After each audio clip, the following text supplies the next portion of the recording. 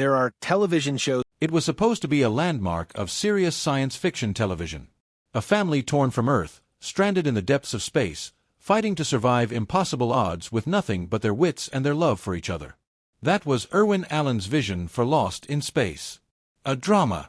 A genuine exploration of human resilience under extraordinary pressure. But then something happened behind the scenes, something that changed the entire trajectory of the show, its legacy, and the lives of everyone who worked on it. The network wanted something different. The cast was pushed toward comedy. Budgets were slashed. Safety was compromised. And one episode, an episode so disturbing, so difficult, was deemed too sensitive to ever air. It was destroyed. Erased. But its memory lived on, whispered about by cast members who couldn't speak openly, talked about by fans who never saw it, debated by historians who only knew fragments of the truth. So what was on that forbidden episode? And how did a show built on hope become a story of suffering instead? Let's start with what most people don't know. Lost in Space didn't fail because of bad storytelling. It failed because of what happened when a vision collided with corporate reality, when artistic intent crashed head-on into network profit margins, and when a cast of dedicated performers was asked to do the impossible under conditions that bordered on cruel. The show aired from 1965 to 1968. 3 seasons. Over the course of those seasons, something irreversible happened. The series that was supposed to be a drama about family survival in space transformed into a campy comedy aimed at children. The tension that was meant to drive the narrative disappeared. The real danger that was supposed to feel visceral faded into the background. In its place came aliens that looked ridiculous. Jokes that landed awkwardly. A shift so complete, so total, that it felt like 2 entirely different shows. But here's the part that matters for this story. During that transformation, one episode crossed a line. The details are sparse. The footage is gone. But what we do know is this: a scene involving the character Judy Robinson was filmed, and it was disturbing enough that the studio's leadership made an immediate decision. This would never air. The episode would be shelved. The footage would be destroyed. And everyone involved would be contractually prevented from ever discussing it publicly. For decades, that's where it stayed. A rumor. A legend. An urban myth among Lost in Space fans who had pieced together fragments of cast interviews and old magazine articles, trying to reconstruct what had happened to this lost episode. But the silence tells its own story. And that story begins long before the ban. Producer Irwin Allen was a visionary. In the early 1960s, he had already made his mark on television with The Outer Limits, a science fiction series that took itself seriously, that treated speculative scenarios with dramatic weight and emotional authenticity. When he approached networks with a concept for Lost in Space, his pitch was clear. This would be different from the campy sci-fi that dominated the medium. This would be grounded. Real. A family, the Robinsons, launched into space as colonists, separated from Earth, forced to survive in an uncertain universe where danger could come from equipment failure, environmental hazards, or the sheer isolation of their situation. The Robinson family was meant to be the emotional core. John Robinson, the father. Maureen Robinson, the mother. The 3 children, Judy, Penny, and Will, each facing the psychological challenges of growing up cut off from civilization, possibly forever. Dr. Smith was originally conceived as a more sinister character, a threat, a saboteur, a source of genuine conflict. The robot, B9, was designed as a working member of the crew, not a mascot. When the show premiered on September 15, 1965, that vision came through.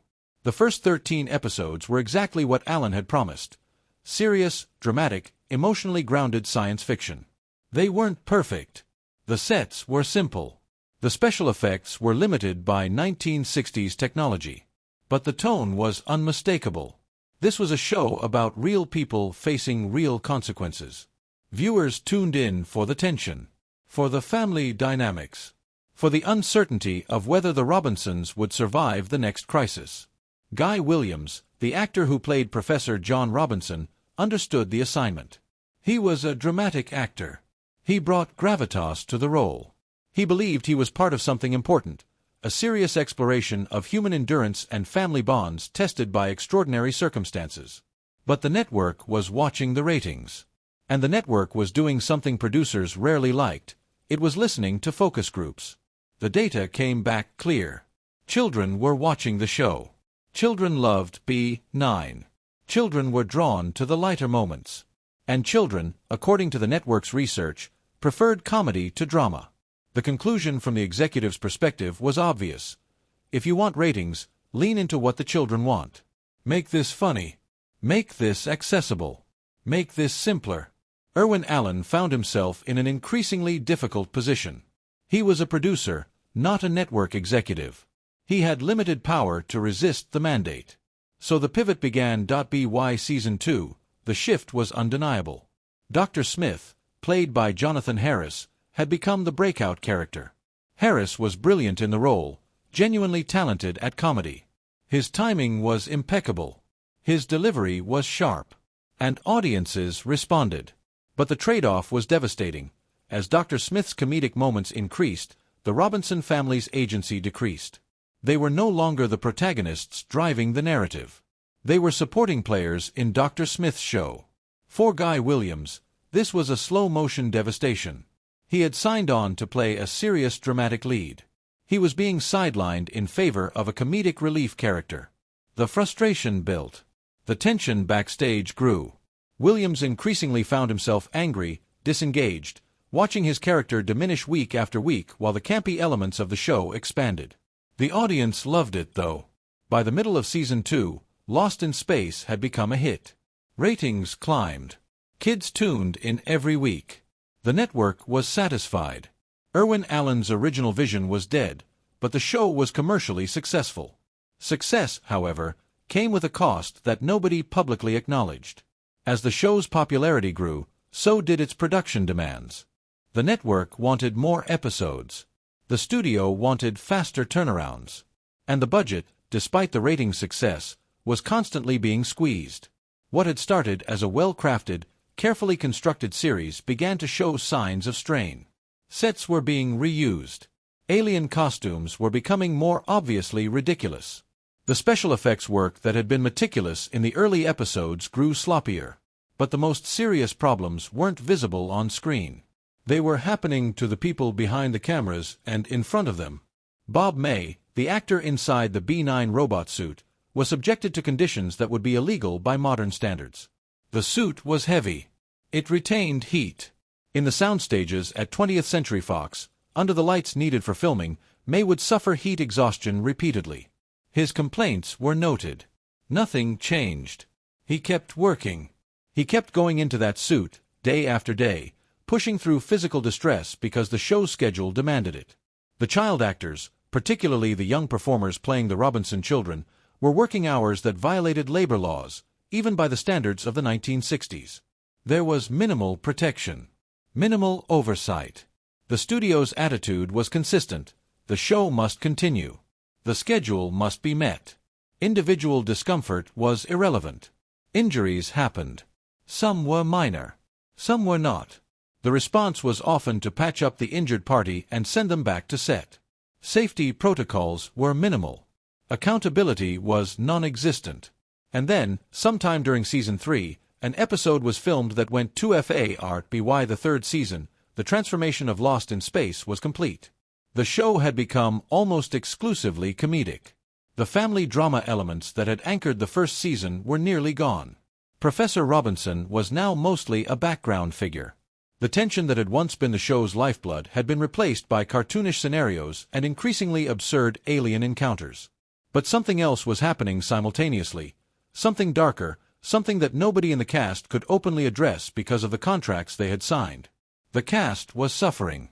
Guy Williams, already frustrated by the diminishment of his character, was visibly struggling with the tonal shift. His expressions during comedic scenes often read as genuine discomfort. Colleagues noticed he was becoming withdrawn between takes.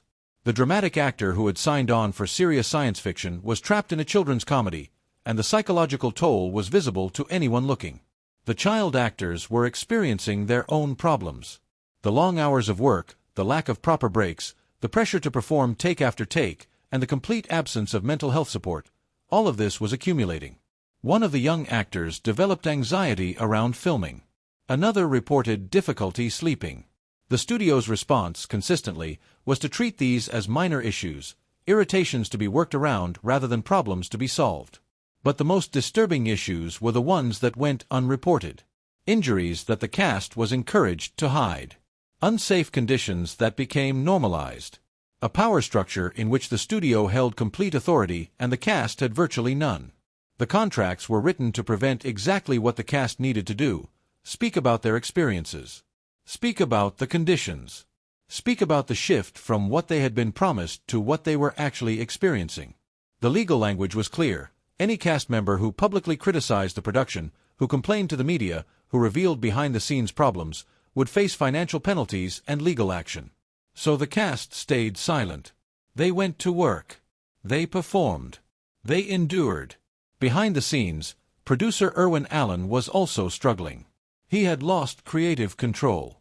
The show he had envisioned, the serious science fiction drama about family and survival, had been appropriated by the network and transformed into something he no longer recognized.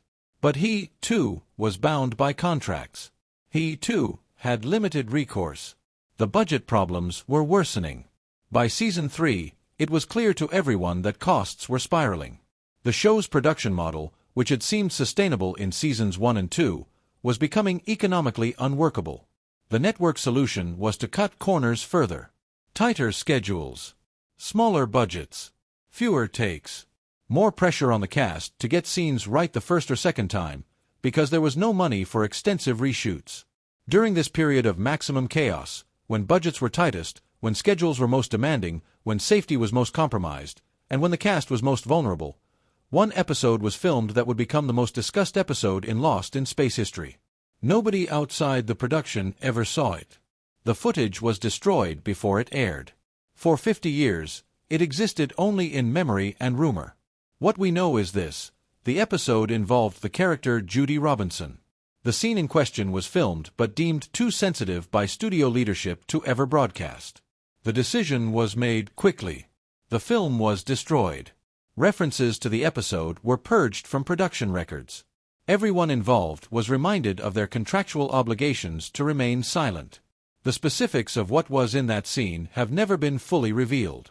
Cast members who lived through it have given only the vaguest references in interviews. One elderly cast member, in a late-in-life interview decades later, hinted that the scene involved a level of vulnerability or distress for the young actress that crossed professional boundaries. Another suggested it was something that happened on set, a situation or an injury that the studio wanted buried. The truth may never be fully known. But what